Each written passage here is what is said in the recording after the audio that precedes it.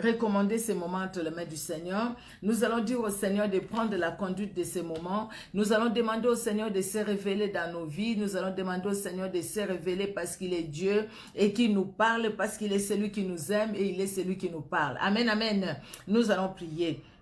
Éternel Dieu notre roi, nous sommes devant toi, éternel Dieu d'amour. Depuis que ce moment a commencé, nous ne sommes pas devant un homme, mais devant toi, le puissant de Jacob. Nous venons, Seigneur, te dire un grand merci. Un grand merci parce que tu es celui qui a veillé sur nous. Un grand merci parce que tu es celui qui nous a protégés. Tu nous as gardés depuis le matin. Chacun dans ce qu'il a fait aujourd'hui. Chacun, Seigneur Dieu de gloire, celui qui est allé au travail, celui qui est allé, Seigneur, faire des courses, dans ce que chacun a fait, mais ta main était là. Nous sommes retournés chez nous le soir. Peut-être il y a des bien-aimés qui sont encore en cours de route en train de retourner chez eux. Tu les gardes, Seigneur Dieu de gloire. Et tu permets encore ce soir que nous puissions écouter ta parole. Oh, quelle grâce, Seigneur. Quelle grâce, mon Dieu, que tu nous accordes. Afin que nous puissions être au contact de ta parole.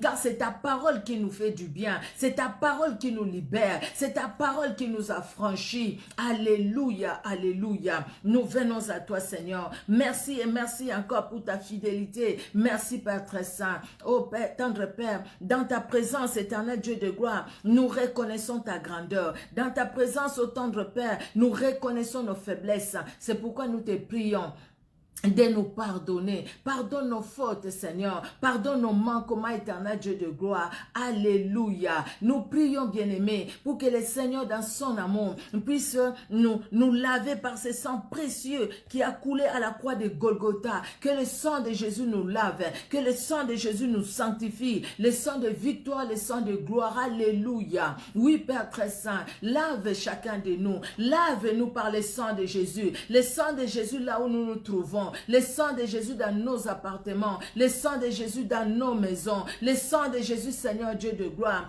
couvrir ces moments éternels, afin que rien d'impur ne vienne, Seigneur Dieu de gloire, nous empêcher de pouvoir parler de toi, que rien d'impur ne vienne fermer notre bouche, que rien d'impur, Seigneur, ne vienne nous distraire, parce que nous voulons t'écouter, Seigneur. Nous ne sommes pas là pour écouter un homme, nous ne sommes pas là pour regarder quelqu'un, mais c'est pour toi, Jésus, c'est pour toi, mon Dieu. Alléluia, alléluia. Règne à maître, Seigneur. Regarde l'œuvre de Golgotha. Règne à maître éternel. Regarde l'œuvre de Golgotha, où tu as tout accompli pour chacun de nous, éternel Dieu de gloire, et révèle-toi, mon Dieu. Alléluia. Nous prions le Seigneur bien-aimé, pour que le Seigneur Dieu, dans son amour, nous remplisse de la plénitude du Saint-Esprit. Nous avons besoin du Saint-Esprit. Ce soir, nous avons besoin du Saint-Esprit. Comme les autres jours, nous avons besoin du Saint-Esprit. Sans le Saint-Esprit, nous sommes rien. Sans le Saint-Esprit, nous ne pouvons rien. C'est pourquoi nous allons prier, pour que le Seigneur, dans son amour, nous remplisse de la plénitude du Saint-Esprit.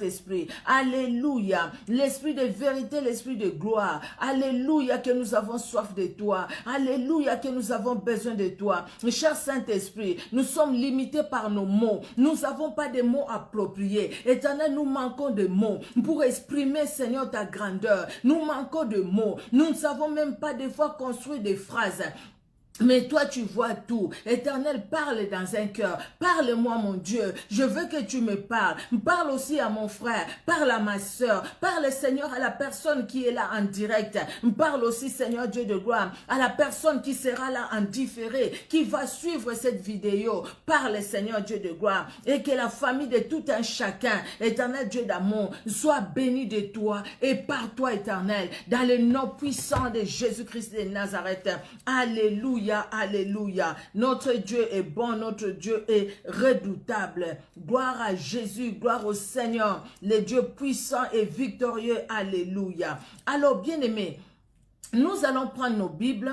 Nous allons prendre nos Bibles, que Dieu soit honoré. Nous allons relire les passages que nous avions lus la dernière fois, mais aujourd'hui nous parlons de la seconde partie de ces passages-là. Comme je vous avais promis, je vous ai dit que le lundi passé, nous avons parlé de cette femme à l'écoulement des sangs pendant 12 ans. Cette femme qui a vu le miracle de Dieu tout simplement parce que cette femme a cru. Et cette femme s'est dit, si je touche tout simplement les pans de sa robe, cette femme s'est dissociée de la foule. Et cette femme s'est dit, écoutez, je ne vais pas continuer à suivre Jésus-Christ comme la foule, être derrière, attendre que je mange du pain. Moi, j'ai un problème. Mon problème ne trouvera la solution que en Jésus, que en lui. Donc, moi, je vais arriver là où il est. Je vais les toucher, je vais les toucher, je vais les toucher. Bien-aimés, nous l'avons dit la dernière fois, nous pouvons toucher Jésus-Christ par ce que nous faisons, par notre obéissance. Toucher Jésus-Christ. Alléluia. Et aujourd'hui, nous allons poursuivre cet enseignement-là, bien-aimés. Nous allons poursuivre l'enseignement. Merci Seigneur. Je vais mettre ça là-bas. Alors, nous sommes dans Marc au chapitre 5. Les versets 22 à 24. Nous n'allons pas lire l'histoire de la dame parce que nous avons parlé de ça la dernière fois. Nous allons sauter de 35 à 37. Nous lisons. Marc 5, 22 à 24. Alors, Marc 5, 22 à 24. Excusez-moi. Je vais lire au nom de Jésus. Alors vint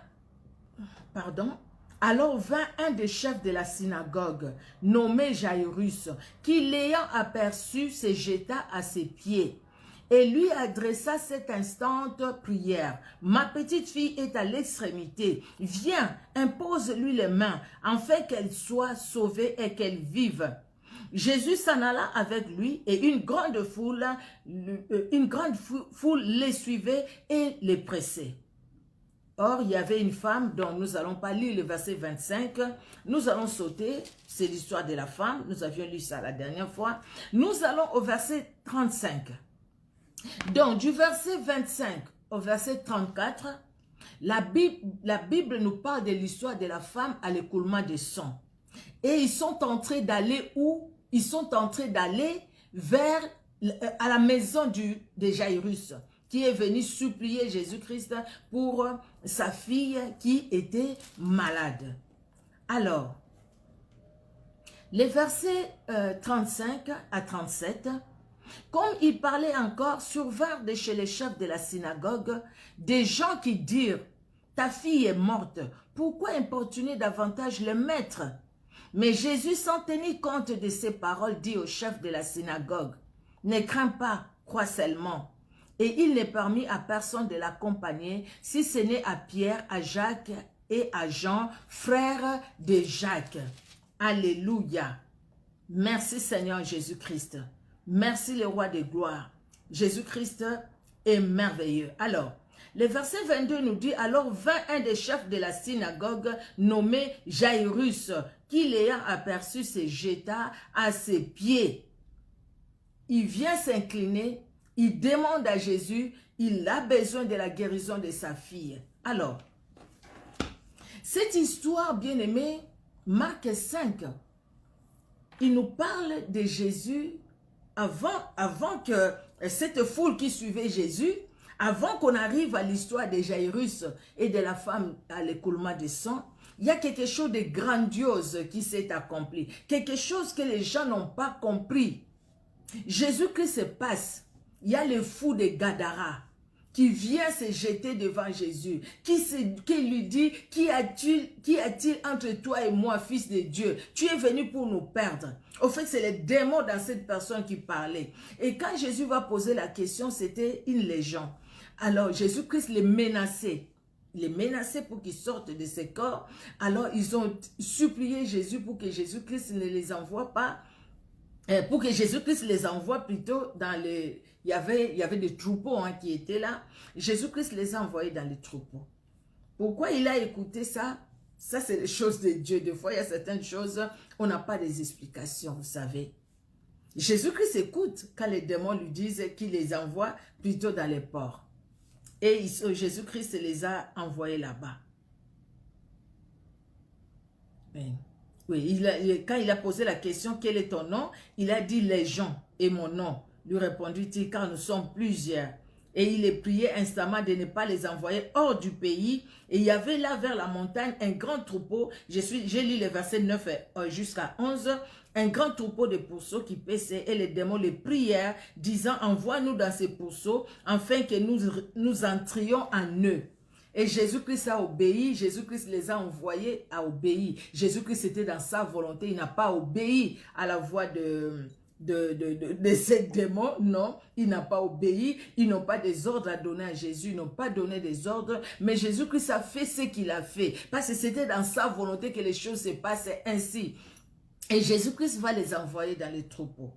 Quand ils sont allés là-bas, les gens qui étaient là, ils ont vécu quelque chose qu'ils n'avaient jamais vécu. Les troupeaux là commençaient à s'enfuir partout. Donc, ils étaient maintenant conduits par des esprits impurs. Alors, les gens étaient alertés. La ville les gens sont venus, les gens de la ville. Qu'est-ce qui se passe? Qu'est-ce qui se passe? Mais par contre, ils arrivent, ils trouvent la personne qui était enchaînée, qui était fou. La personne là est normale. Donc, il y a déjà cette personne qui est guérie, qui est délivré des démons, une légion, plusieurs qui habitaient son corps. Deuxièmement, il y a le fait que les troupeaux se dispersent. Les gens ne comprennent pas. Qu'est-ce qui fait que les troupeaux sont en débandade? Ils n'ont pas compris. Vous voyez, quand Dieu veut donner un message, il donne un message. Comme il avait permis au corbeau de nourrir... Et Élie, il donne un message s'il veut donner un message. Mais aujourd'hui, nous ne sommes pas sur ce message-là. Mais Dieu a permis que cette ville puisse entendre, puisse voir quelque chose d'extraordinaire. Et que cette ville vienne. Parce que lui, la vie est arrivée dans cette ville-là. Donc, il voulait que les gens dans cette ville puissent obtenir la vie. Puissent passer des ténèbres à la lumière. Alors maintenant, la personne qui était délivrée va suivre Jésus et il va demander à Jésus de le suivre. Jésus-Christ lui dit non, vas-y, dis à ta famille ce que Dieu a fait dans ta vie.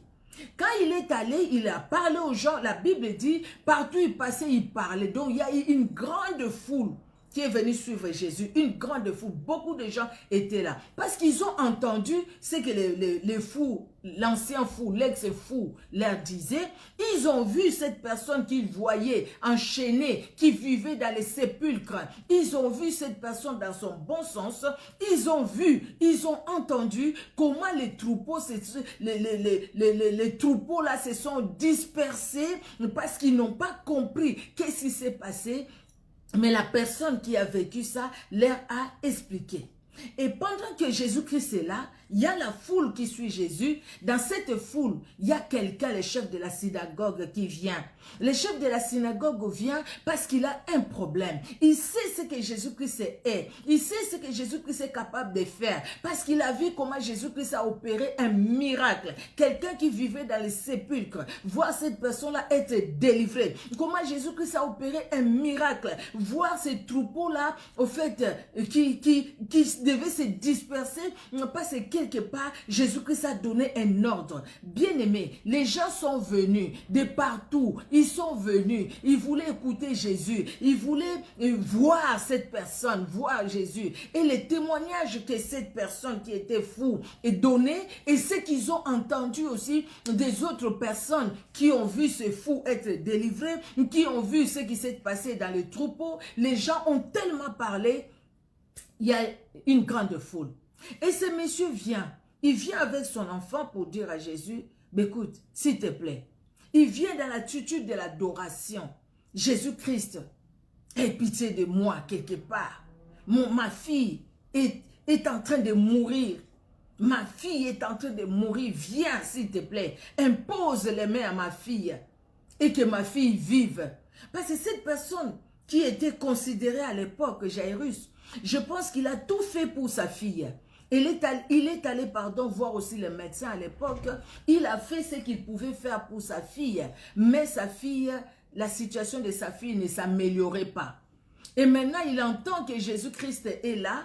Donc, il y va pour que Jésus-Christ puisse guérir aussi sa fille. Mais sauf que quand il va, il y a tellement la foule. Il y a aussi quelque part une femme aussi qui cherche à toucher les pans de la robe de Jésus. Et cette femme qui touche les pans de la robe de Jésus, Jésus-Christ s'arrête. Donc, pendant tout ce temps, c'est le temps qui passe. Entre-temps, sa fille est en train de mourir. Vous comprenez, bien aimé? Sa fille est en train de mourir. Donc, le temps passe. Dans son cœur, il peut dire, mais c'est pas possible. Lui qui voit tout, il voit pas que ma fille est en train de mourir. Au lieu de s'arrêter encore sur la route, qu'il fasse vite comme ça, ma fille au moins aura la vie sauve. On ne sait pas ce qui s'est passé dans son cœur pendant ce temps. Mais Jésus-Christ marche avec cet homme, la foule suit et cette femme a l'écoulement de sang qui arrête Jésus, qui arrête le soleil de la justice. Le miracle s'accomplit. Jésus-Christ se retourne, qui m'a touché? La femme va venir et Jésus-Christ va lui dire, va ma fille, ta foi t'a sauvée et sois guérie de ton mal. Nous avons parlé de ça la semaine passée. Et maintenant cet homme est là. Il attend. Jairus attend. Jairus c'est le chef de la synagogue. C'est quelqu'un qui est très respecté. C'est quelqu'un qui est très considéré. C'est quelqu'un qui a des serviteurs. C'est quelqu'un qui a des conseillers. Alors les gens maintenant qui l'entouraient, les gens qui étaient proches de lui, qui étaient là chez lui, peut-être à veiller sur l'enfant, peut-être même parmi eux il y avait des médecins peut-être qui essayaient au fait de réanimer l'enfant. Il vient lui dire, n'importune plus le maître. Pourquoi l'importuner? Ta fille, elle est morte. Donc, c'est-à-dire pour ces gens-là, ta fille est morte, point.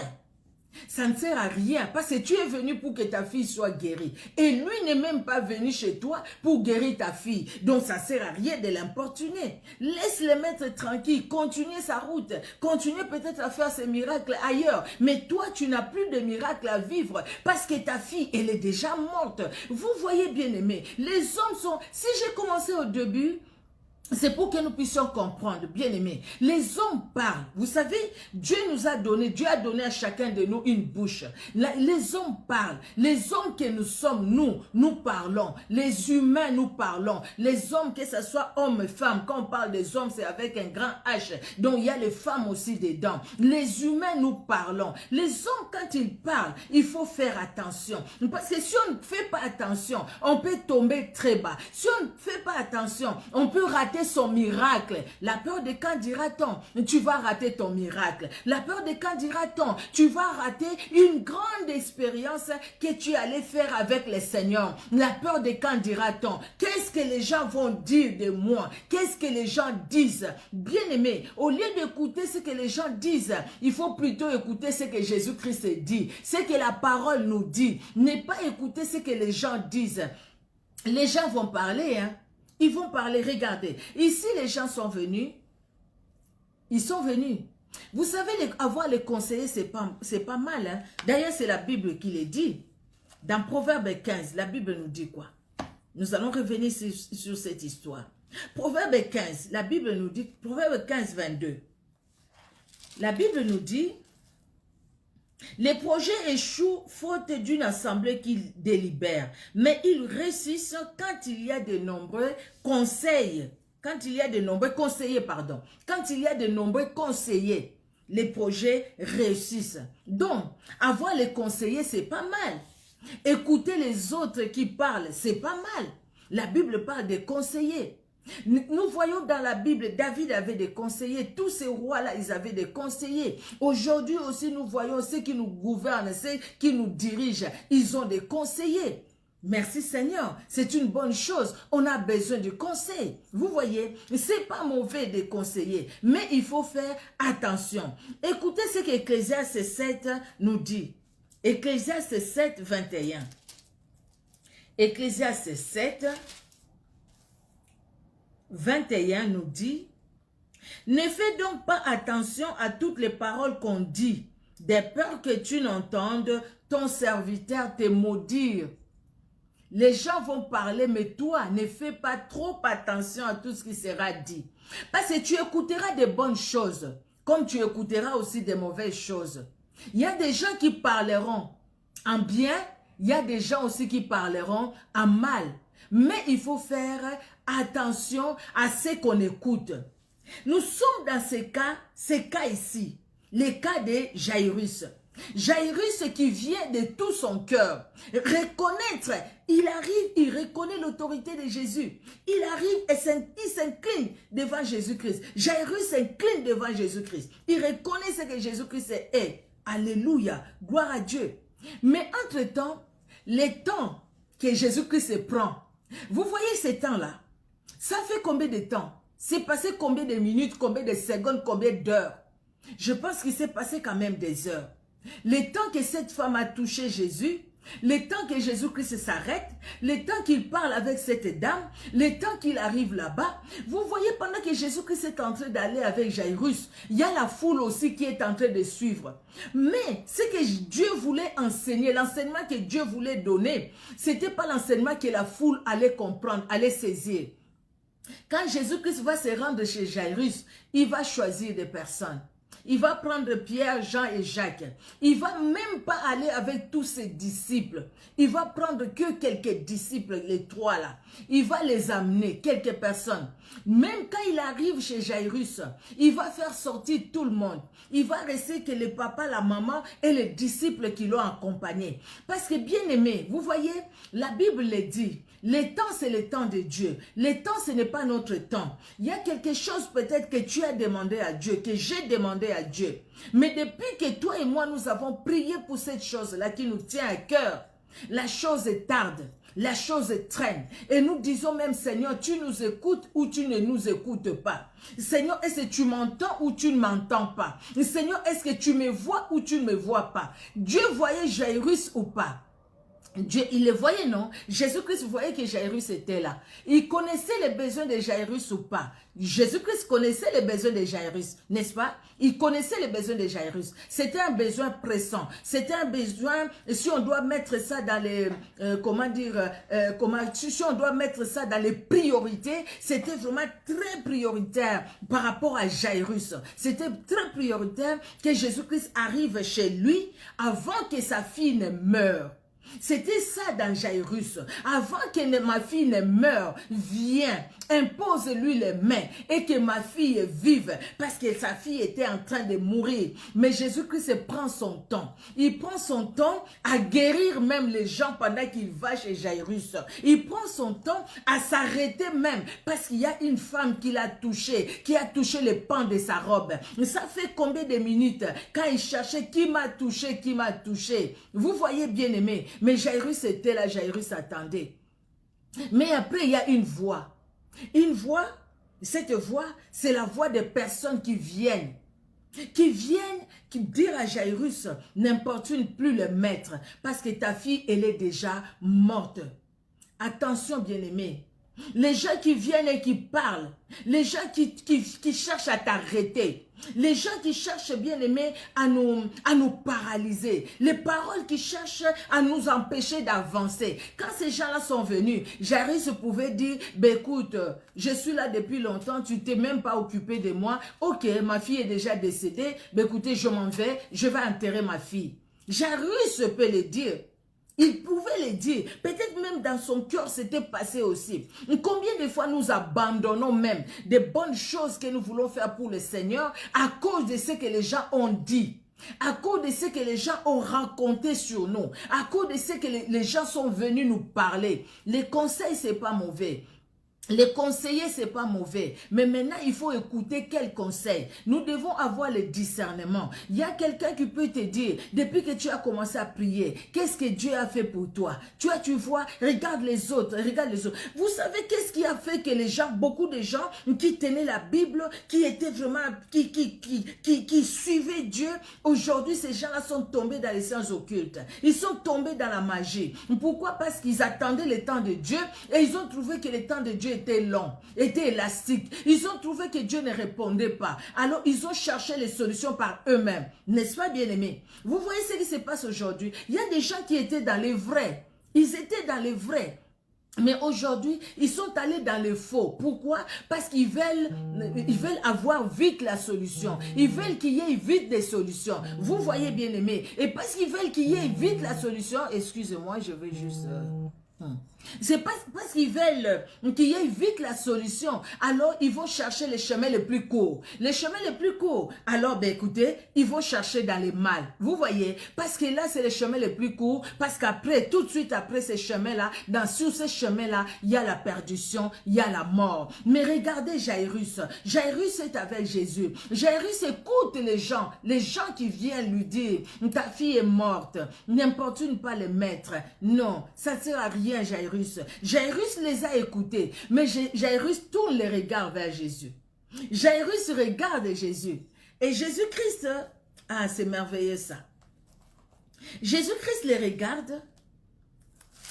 Je préfère les lire. Jésus-Christ les regarde.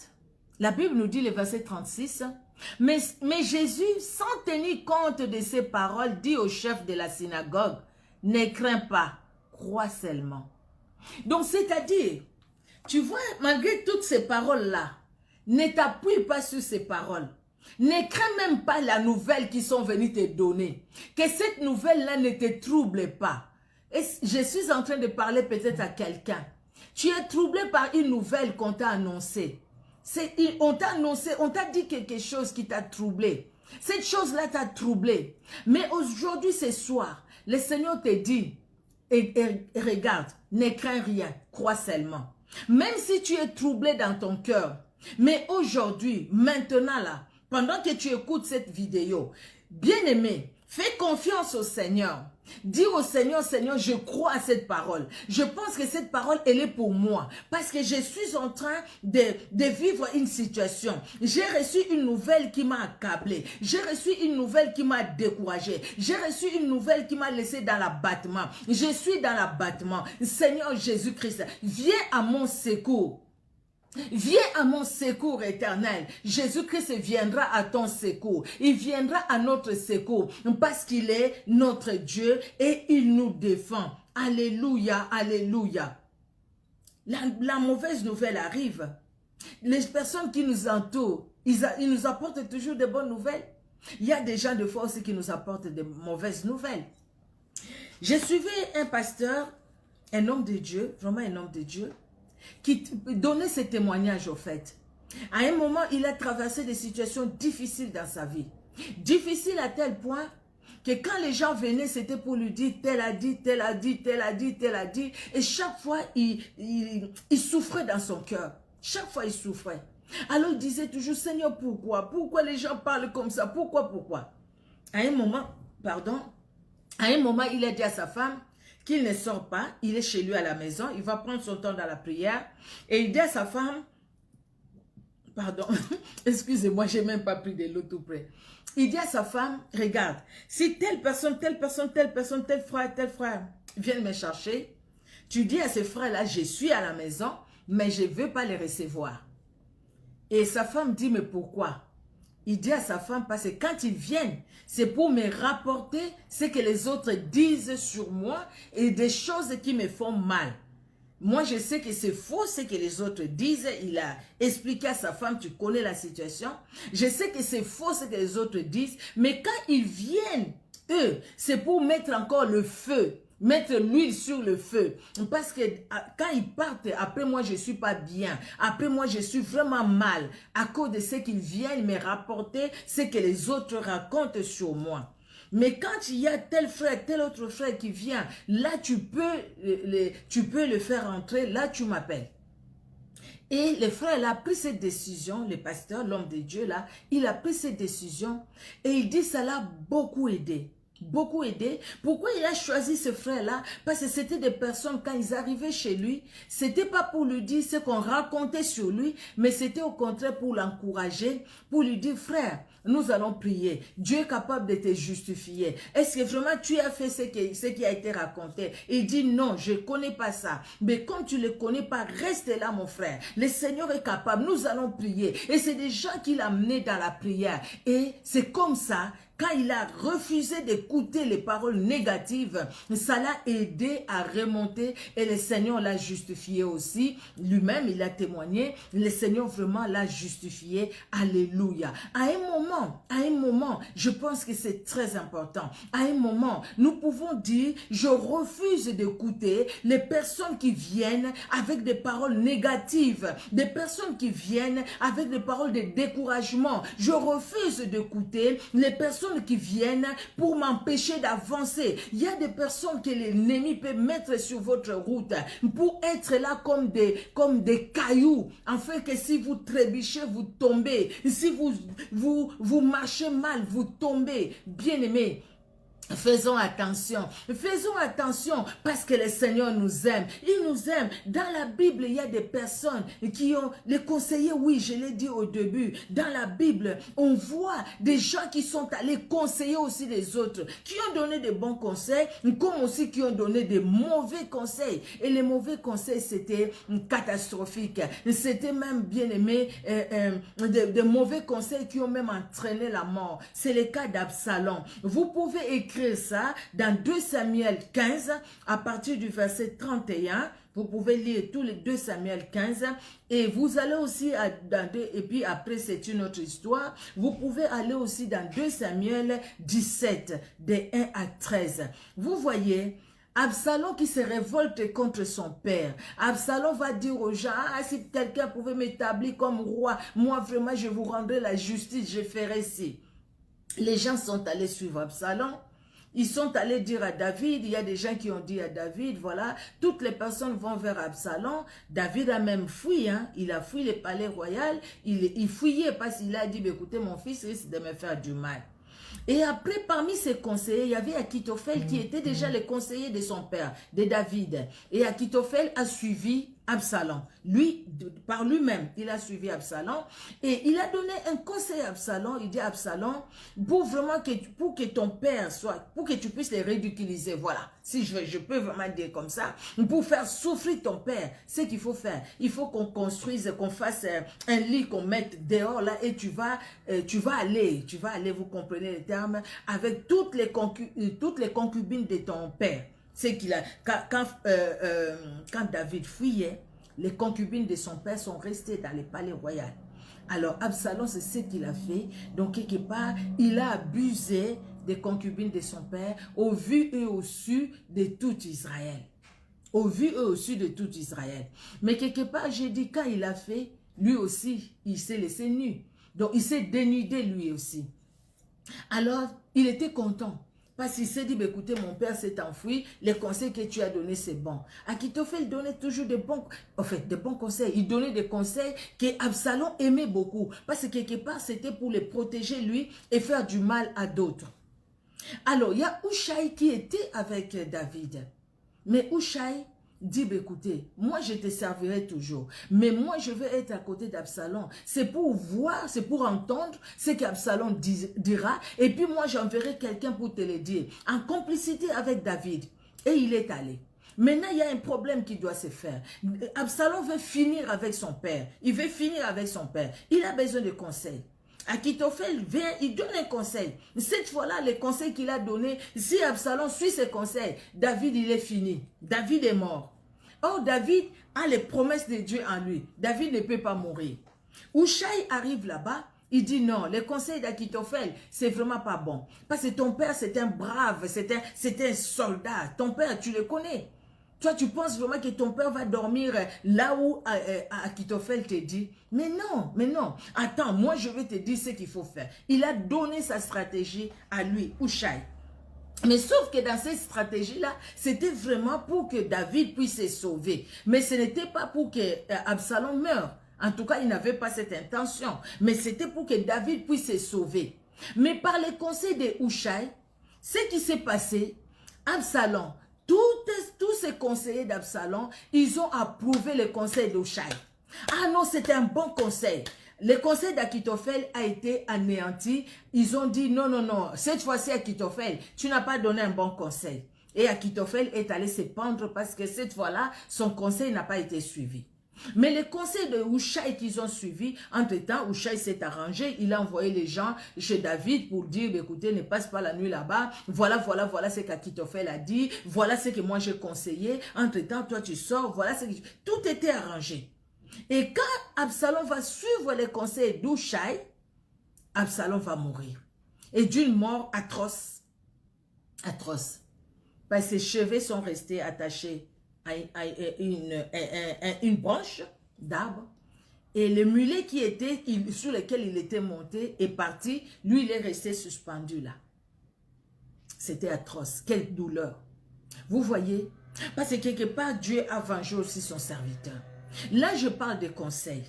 Vous voyez ces deux personnes qui conseillent un roi, qui donnent les conseils qui sont bons ou les conseils qui sont mauvais.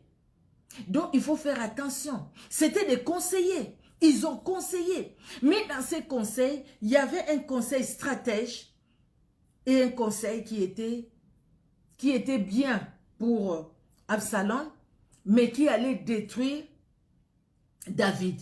Or, je l'ai dit, Dieu avait une mission avec David, dont les conseils d'Akitophel, cette fois-là, ne pouvaient pas être acceptés. Et pourtant, toutes les autres fois, quand Absalom devrait se dénuder, devrait se rendre odieux envers son père, ces conseils-là ont été acceptés.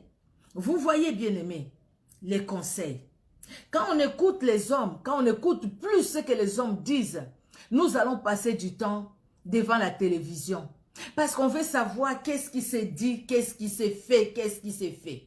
Quand on écoute ce que les hommes disent, bien aimés, nous allons passer du temps devant les téléphones. Pour écouter, appeler à gauche, à droite. Tu as entendu, tu as vu. Moi des fois j'ai dit, écoutez, je vois les gens qui ont vraiment le temps pour suivre tout quoi, les séries, les télé, pour suivre même les théâtres. Je me dis, écoutez, je ne sais pas comment ils sont organisés, mais je dis bravo à eux. Parce que moi je ne peux pas. Je ne vois pas quel est ce temps-là de faire ce que j'ai fait et en même temps m'asseoir pour regarder les théâtres, regarder un film quelconque. Non, je ne sais pas. Les gens, chacun s'organise comme il s'organise. Vous savez, quand on veut vraiment écouter les hommes, on va les écouter même dans des bêtises.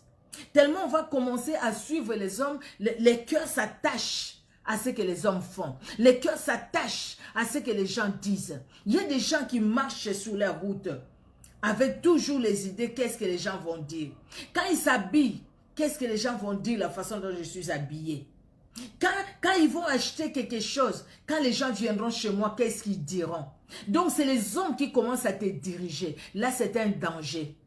C'est vraiment un danger. Et quand l'homme te dirige, la même personne qui t'applaudit aujourd'hui, c'est la même personne demain qui va te condamner. C'est la même personne demain qui va te rendre esclave.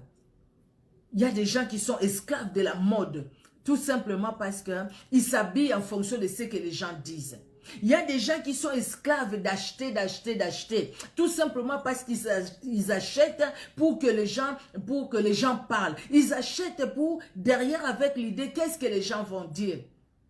Mais ici, bien-aimés, les gens sont venus aussi pour arrêter Jairus, pour dire à Jairus, ne continue plus à suivre les maîtres, ne les suis plus, ça ne sert à rien. Donc ta demande, laisse ta demande, laisse parce que ta fille, elle est déjà décédée. Ne continue plus à demander au maître de venir pour prier pour ta fille, parce que là c'est fini, qu'est-ce que le maître va encore faire? Parce que ta fille est décédée. Mais Jésus-Christ va parler. Et quand Jésus-Christ parle, la parole de Jésus, c'est la parole qui donne la vie. Et Jésus-Christ parle. Je ne sais pas quand il a parlé à Jairus. Je pense qu'il a regardé Jairus dans les yeux. Et il lui a parlé.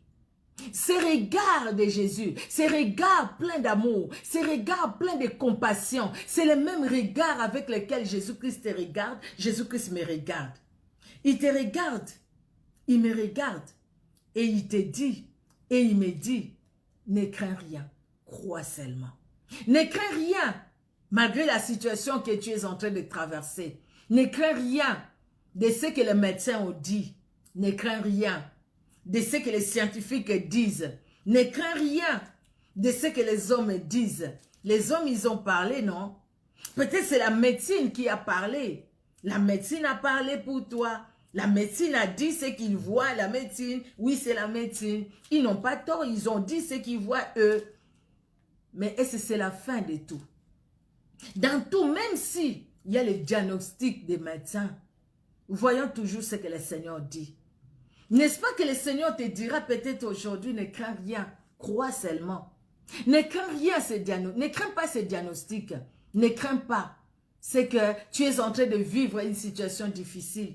Ne crains pas, mais crois seulement. Crois seulement parce que le Seigneur est capable d'agir. Crois seulement parce que Dieu est là pour ta vie. Crois seulement parce que le Seigneur est là à tes côtés. Crois seulement parce qu'il marche avec toi. Crois seulement. Vous voyez, Jairus est venu appeler Jésus. Jésus était là, Jésus marchait avec Jairus. Mais toi et moi aujourd'hui, Jésus-Christ n'est pas là tout simplement à côté pour nous accompagner, mais il est en nous.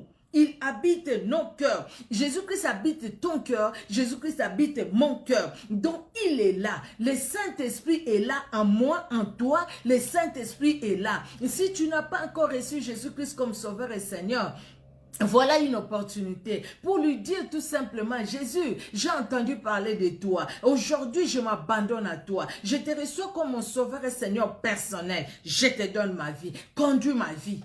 Et le Seigneur conduira ta vie. Et quand il conduira ta vie, il dira, je ne te délaisserai point, je ne t'abandonnerai jamais. Il a dit ça à Josué, il n'a pas abandonné Josué. Quand il a dit à Josué, nul ne tiendra devant toi tant que tu vivras. N'est-ce pas qu'il a accompli? Il a accompli. Quand il a envoyé, qui c'est Moïse, n'est-ce pas qu'il a été avec Moïse? Il a dit à Moïse, va leur dire, Jésus m'envoie. N'est-ce pas que Jésus était là? Malgré tout ce que les magiciens de Pharaon faisaient aussi. Quelque part, il dit à Pharaon, il dit à Moïse, je suis là, je suis le Dieu qui est, le Dieu qui était et qui sera. Je suis là, Elohim, je suis là, l'Éternel. Donc, ne crains pas.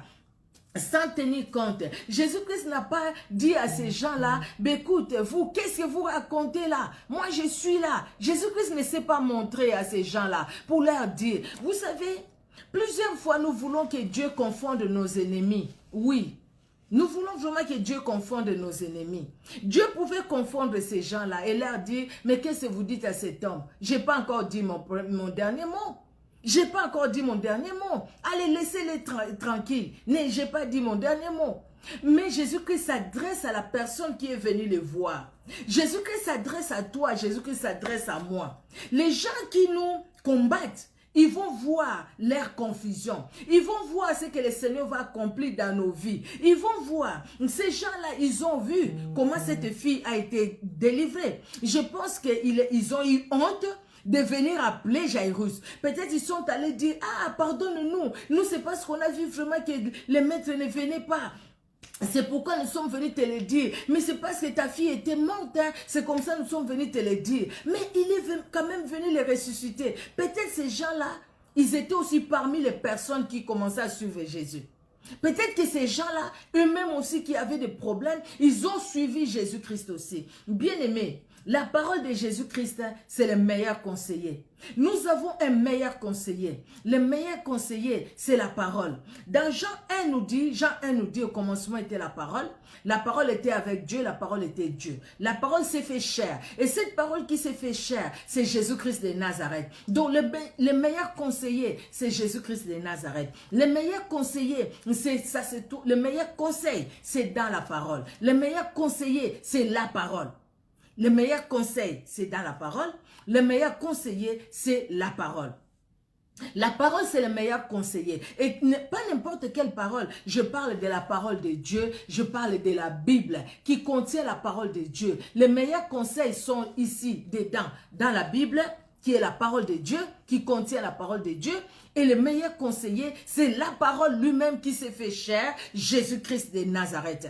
Parce que lui, il nous donnera de bons conseils. Et pour ce soir, ne crains rien, crois seulement. Ne crains rien, ne crains rien, ne crains pas ta situation, ne crains pas les paroles des hommes, ne crains pas ce que les gens ont dit. Les gens peuvent te dire c'est fini pour toi, de toute façon tu ne trouveras pas du travail. Toi tu penses que tu trouveras du travail, mais le Seigneur te dit ne crains rien, crois seulement. Crois, il t'a promis du travail, mais crois qu'il te le donnera. Il t'a promis un mariage, mais crois qu'il te le donnera. Il t'a promis un mari, une femme, crois qu'il le fera. Il t'a promis les voyages, mais écoutez, crois qu'il le fera. Il t'a promis la maternité, la progéniture, mais crois qu'il le fera. Quel que soit l'âge, quelle que soit la situation, quelle que soit la maladie, Dieu est capable de grandes choses. Alléluia, alléluia. Que Dieu dans son amour bénisse tout un chacun bien-aimé. Merci de nous avoir suivis. Merci. Il y a quelque chose, bien-aimé, même si nous pouvons tout oublier, mais n'oubliez pas ces tableaux. D'une part, il y a la parole des gens, des personnes qui viennent et qui parlent, la parole de l'homme. L'homme qui est poussière, la parole de l'homme qui vient pour nous empêcher d'avancer. L'autre part, dans ces tableaux, il y a la parole de Christ qui te dit, ne crains rien, crois seulement. Il voit les personnes qui viennent nous conseiller, qui viennent parler mal, qui viennent nous parler mal, les personnes qui viennent pour nous bloquer, qu'ils agissent spirituellement ou physiquement, Dieu le voit, qu'ils forment des complots spirituels. Et là, ils ont parlé contre nous. Dieu le voit quand ils parlent contre nous. Dieu le voit, Dieu les entend. Alléluia. De l'autre côté, Dieu lui-même nous dit à nous de lui faire confiance. Donc, quelque part, Dieu nous demande d'avoir la foi. Faire confiance en Dieu, à Dieu. Quand nous lui faisons confiance, même les paroles qui ont été faites dans les spirituels contre nous, ces paroles-là seront nulles et sans effet. Pourquoi? Parce que sa parole à lui va anéantir les paroles qui ont été faites, même sur le plan spirituel. Parce qu'il est celui qui va nous donner la victoire. Amen, amen. Merci Seigneur Jésus-Christ pour ton amour qui est au-dessus de tout. Merci pour ta parole qui est la vérité, ta parole qui est la vie. Tu nous as dit que jamais tu nous délaisseras, jamais tu ne nous abandonneras. Alléluia. Que l'honneur monte à toi, tendre Père. Dans le nom puissant de Jésus-Christ de Nazareth, que nous t'avons ainsi prié. Bénis tout un chacun. Bénis le Seigneur Dieu de gloire cette soirée dans le nom de Jésus. Amen. Amen, amen, amen. Que Dieu dans son amour bénisse tout un chacun. Alléluia. Ma Amélie Daveiga, je suis contente vraiment, vraiment. Que Dieu te bénisse. Maman Abigail Kona soit bénie. Je vis la servante de Dieu. Maman Ange, que Dieu te bénisse, la servante de l'Éternel. Soyez bénis, richement bénis. Alléluia, alléluia. La servante de Dieu, Willina, que Dieu te bénisse. Notre Dieu est merveilleux, il est bon et il est redoutable. J'ai vu Prince, que Dieu te bénisse Prince, je t'avais vu. Que Dieu te bénisse, alléluia. Gloire à Jésus, gloire au Seigneur. Merci Rose et Timakelo, que Dieu te bénisse ma grande, alléluia. Moi c'est à ma Bondeli, que Dieu te bénisse. Merci Seigneur Jésus-Christ de Nazareth. Je regarde, vous savez, des fois on ne voit pas tout. Comme là, je ne voyais pas tous les noms en fait. Je ne voyais pas. On ne voit pas tout, mais que Dieu bénisse tout un chacun. Amen, amen, amen. Bonne soirée dans la sainte présence de Jésus-Christ de Nazareth. On se donne rendez-vous lundi prochain par la grâce de Dieu sur Facebook et sur YouTube. Ben, écoutez, chaque fois je partage aussi ces vidéos, les mêmes vidéos, je les partage aussi sur Facebook. Si vous voulez, vous pouvez aussi nous suivre par la grâce de Dieu. Si vous voulez vous abonner aussi, ça sera pas mal du tout. Que Dieu vous bénisse. Soyez richement bénis. Bonne soirée. Au revoir.